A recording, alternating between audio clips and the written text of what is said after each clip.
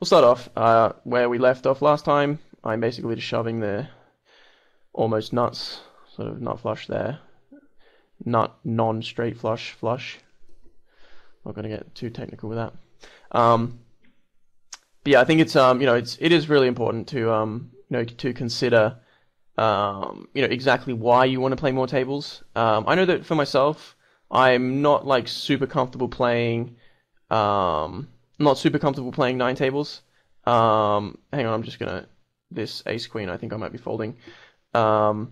Yeah, it looks like I'm gonna fold. I'm just gonna lay out the case for each. The case for calling is obviously that there's a lot of pocket pairs that he can have. You can overcard them. He might continuation bet. You can get some value out of an ace or a queen. The case for folding is that on an ace high board or even a queen high board, well, maybe not a queen high board, obviously, because you're going to have top pair, top kicker, but certainly on an ace high board, you're going to be dominated a lot. Versus a really good player, I would definitely fold this. Versus a very weak player, I would probably call. But this guy's like super tight, like he's 13-10, and he's raising under the gun, so I think you can definitely make the case for folding.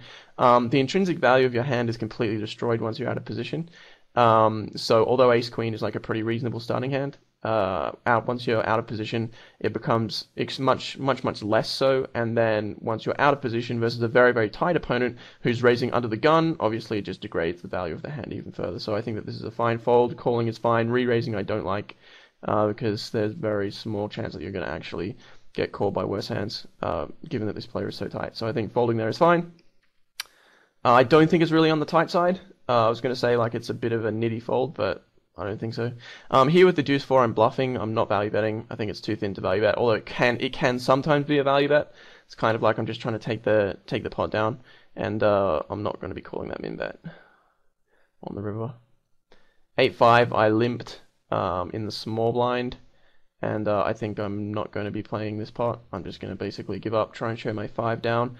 That board texture is not a good one. I could potentially go for a really like astronomically thin value bet there, because given that both of these players have check behind, I wouldn't expect them to have a queen, and that turn card has put a lot more texture on the board.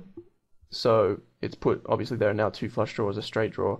I would expect a call from ace high and stuff as well, but I can't really establish how often either of them has a better 5, better 6, overpair to my 5s, etc. And then when they both call, or if one of them calls, their ranges are going to be quite strong against me. So it's it would be a razor thin value bet.